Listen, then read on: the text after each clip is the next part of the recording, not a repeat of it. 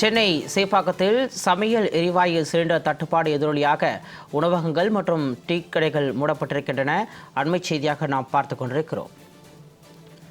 சமையல் எரிவாயு சிலிண்டர் தட்டுப்பாடு காரணமாக சென்னை சேப்பாக்கம் உள்ளிட்ட பல்வேறு பகுதிகளில் உணவகங்கள் மற்றும் தேநீர் கடைகள் மூடப்பட்டுள்ள காட்சியை நேரடியாக பார்த்துக் கொண்டிருக்கிறோம். உணவகங்கள் மற்றும் டீ கடைகளை உரிமையாளர்கள் மூடியிருக்கின்றனர். சிலிண்டர் தட்டுப்பாடின் காரணமாக கூடுதல் விவரங்களோடு எமது சிறப்பு செய்தியாளர் ராம்குமார் இணைப்பில் இருக்கிறார்.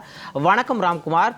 தமிழகத்தில் சிலிண்டர் தட்டுப்பாடின் காரணமாக பல்வேறு பகுதிகளிலும் ஓட்டல் உரிமையாளர்கள் பாதிக்கப்பட்டிருக்கிறார்கள். அந்த வகையில் சென்னையில் டீ கடைகள் மற்றும் உணவகங்கள் மூடப்பட்டிருக்க காட்சியை பார்க்க முடியுது. விரிவான விவரம். கண்டிப்பாக சிகாமணி, இந்த வணிக ரீதியான இந்த வணிக பயன்பாட்டுக்கான எரிவாயு சிலிண்டர் தட்டுப்பாடு என்பது கடந்த 3 தினங்களாக இருந்து வருகிறது.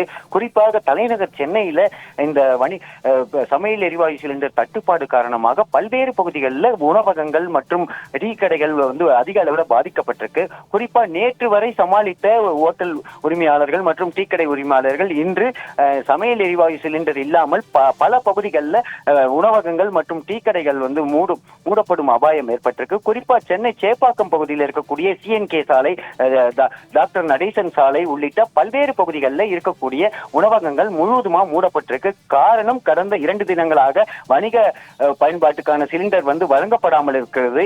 ஏற்கனவே பல பகுதிகளில் இந்த போன்ற பிரச்சனை இருக்கக்கூடிய நிலையில இந்த சேப்பாக்கம் திருவல்லிக்கேணி பகுதியில் இந்த உணவகங்கள் மற்றும் டீ கடைகள், ஏராளமான டீ கடைகள் மூடப்பட்டிருக்கு. இதற்கு காரணம் இந்த சிலிண்டர் தட்டுப்பாடு தான். குறிப்பாக இந்த சேப்பாக்கம் பகுதியை பொறுத்த வரைக்கும் வெளி மாவட்டங்களில் பல்வேறு பகுதிகளிலிருந்து இங்கு தங்கும் விடுதிகளில் தங்கி பணிபுரிவது ஆயிரக்கணக்கான தொழிலாளர்கள், ஊழியர்கள் இருந்து வராங்க. அவர்கள் ஹோட்டல்களை நம்பியே தங்கள் வாழ்க்கையை நடத்தி வந்த நிலையில தற்போது இந்த சேப்பாக்கம் உள்ளிட்ட பல்வேறு பகுதிகளில் பிரியாணி கடைகள், உணவகங்கள், டீ கடைகள் அனைத்துமே மூடப்பட்டிருக்கிறது. இதன் காரணமாக உணவு கிடைக்காமல் தவித்து வருகிறார்கள். இதனை பயன்படுத்தி பல்வேறு இடங்கள்ல வியாபாரிகள் உணவுப் பொருட்களோட விலையை அதிகரித்து வராங்க. குறிப்பா பிரியாணி 100 ரூபாய் விற்கப்பட்ட பிரியாணி தற்போது 150 ரூபாயாக விற்கப்படுகிறது.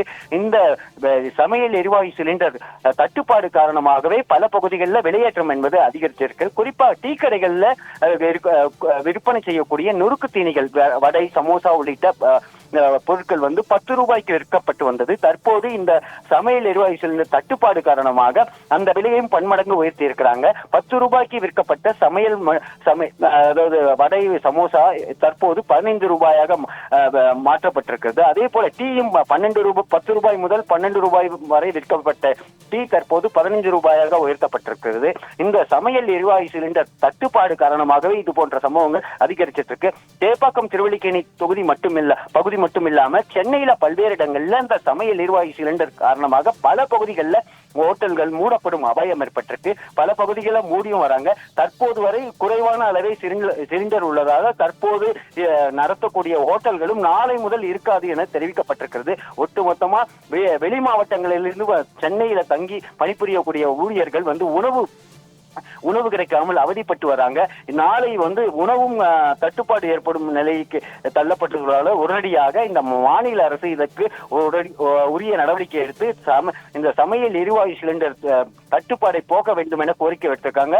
இங்க சென்னை மட்டுமில்லாம சென்னை புறநகர் பகுதி உள்ளிட்ட அனைத்து பகுதிகளிலும் இந்த சமையல் எரிவாயு சிலிண்டர் தட்டுப்பாடு காரணமாக பல டீ கடைகள், ஹோட்டல்கள் உள்ளிட்ட பல பகுதிகள் மூடப்பட்டிருக்கு. இதன் காரணமாக சாதாரண ஏழை எளிய தொழிலாளர்கள் பாதிக்கப்பட்டிருக்காங்க. குறிப்பா டீ கடைகள், ஹோட்டல்கள் மூடப்பட்டதால அங்கு பணிபுரியும் ஆயிரக்கணக்கான தொழிலாளர்களுக்கும் வேலை இழக்கும் அபாயம் ஏற்பட்டிருக்கு. உடனடியாக இதனை நிவர்த்தி செய்ய நடவடிக்கை எடுக்க வேண்டும் என கோரிக்கை வைத்திருக்கிறார்கள். சிகாமணி, விரிவான விவரங்களுக்கு நன்றி ராம்குமார்.